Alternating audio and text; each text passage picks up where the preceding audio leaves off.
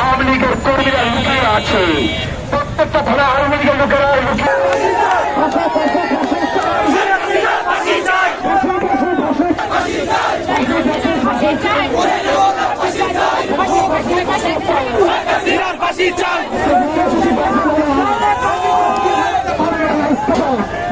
সবাই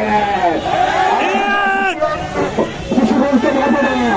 স্বাধীন উত্তর দেশ আমরা দেখিনি 1971, আমরা দেখেছি